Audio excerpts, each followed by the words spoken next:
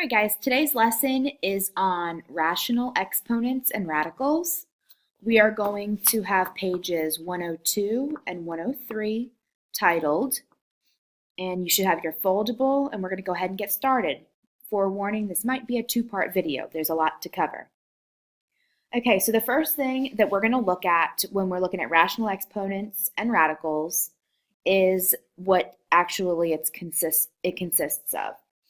We have this here, we know to be a square root sign. It's also called the radical sign. Okay? We have a number or a variable or both on the inside of the radical sign, and that's called the radicand.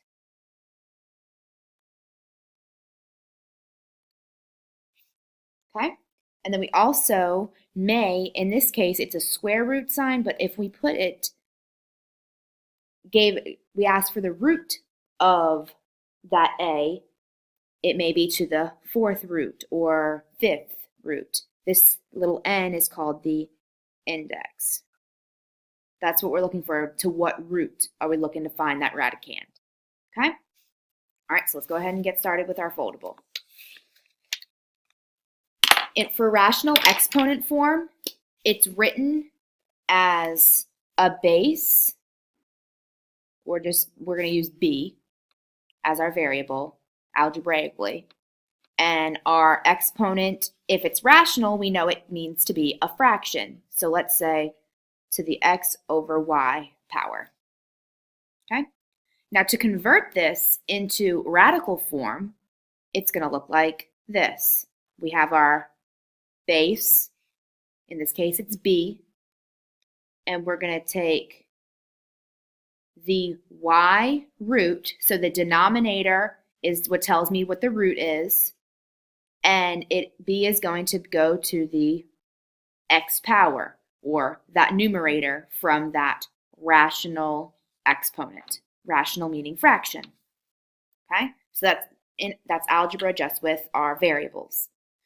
Okay, so rational exponent form numerically, let's use the example 27 to the 2/3 exponent. Okay, now paying attention to what we have right above us, we're going to put this into radical form. My base is 27. I'm going to take it to take the third root of that, and because that was my denominator, that's my y, and now my x, it's going to keep 27 to the second power. All right, so that's that for this, for the vocabulary. Let's flip to positive and do some examples. All right, so we have 16 to the 1/2 exponent. All right, so if we're going to transfer this into radical form, our base was 16. Keep it. My root is just a 2, so it's the square root. So I can write it with the 2 or without the 2. If there's no 2 there, it's understood that that's just the square root of 16. We've seen that several times already this year.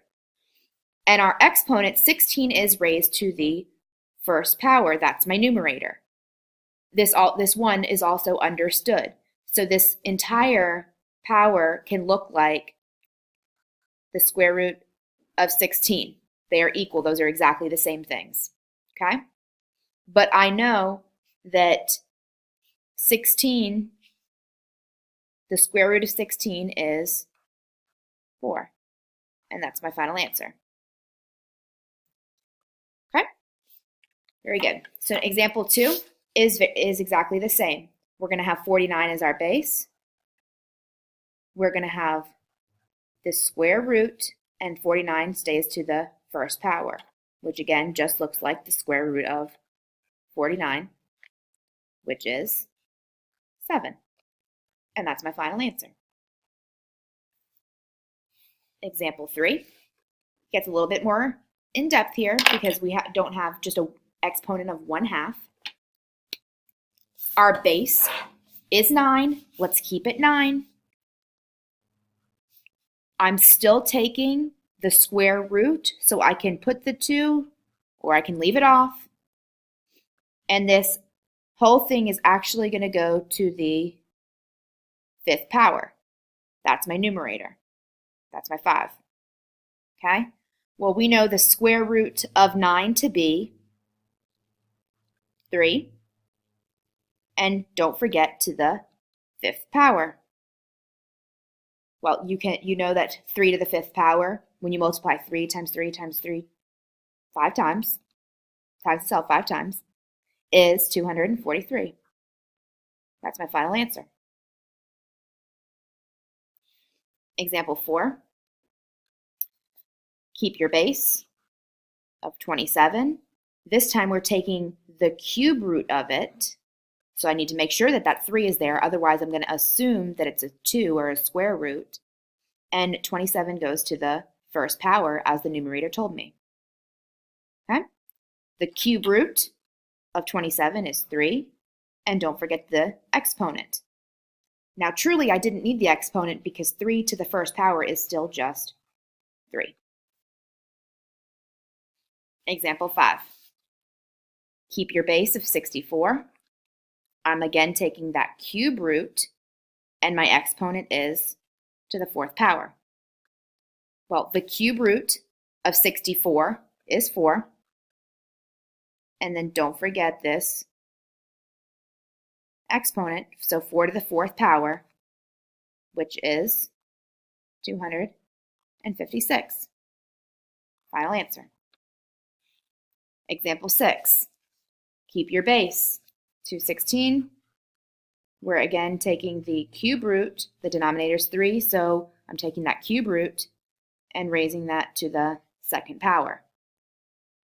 The cube root of 216 is 6. And don't forget the exponent of 2. 6 squared can be simplified as 36. Very good. Negative exponents.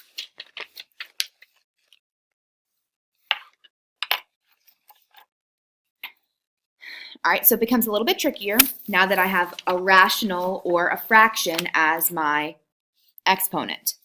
As you learned the other day, when you have a negative exponent, you bring whatever the base is straight down to the denominator. We're going to do the same here. We're going to bring the whole thing to the bottom. So we're going to have 1 over 25 to the 1/2. Okay, now apply what we just used with our positive rational exponent rules. 1 over, well, remember, I'm going to have a radical of, it's going to be the square root because there's a 2. Keep 25 on the inside. That's my base. And to the 1st power, which doesn't have to be listed there because we know if it's not there, it's already to the 1st power. So 1 over the square root of 25 is just 1/5. Final answer. The same thing here. If you want to move ahead and try it on your own, you may. I'm going to walk through it anyway. Okay? Negative exponent, bring that entire thing to the bottom. 36 now to the positive 1/2, which is the same as, remember I need my base is 36, but I'm taking the square root. You can put the 2, but it's an understood square root sign. And the exponent is 1, which you can put as well, but it's also understood. 1 over the square root of 36 is just 1 over 6. Okay? We have a negative exponent here as well. It's going to look like 1 over 4, and we're actually taking the square root of 4 to the 3rd power. Now I kind of skipped a step here. You could also rewrite it as 1 over 4 to the 3/2. And then that turns into this right here, which is the same as 1 over the square root of 4 is 2. Keep your exponent of 3.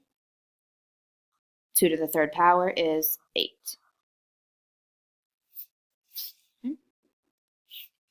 This is the same as, number 10, example 10, 1 over the square root of 4 to the 7th,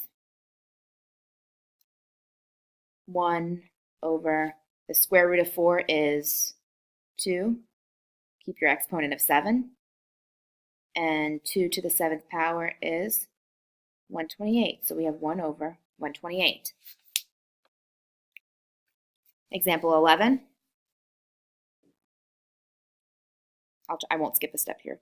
Okay, we have 1 over, bringing that whole thing to the denominator, 8 to the 1/3, which is the same as the cube root, because that's my denominator, is the cube root of 8, but it's to the first power, which is invisible, or you can put it as well, it doesn't matter, it's all the same.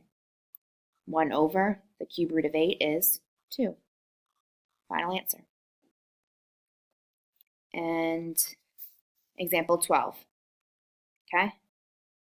We have 1 over 125 to the 2/3 power.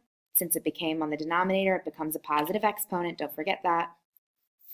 So the cube 1 over the cube root of 125 squared. Well, the cube root of 125 is 5, but don't forget the exponent. 1 over 5 squared is just 1 over 25. Okay, final answer. I'm going to do some more in-depth problems below this foldable, but I am going to stop the video and break it into 2 so that we don't get cut off. So you can go ahead and glue this foldable, and we're going to do some practice problems at the bottom, and I'll assign you a homework page on the left-hand page.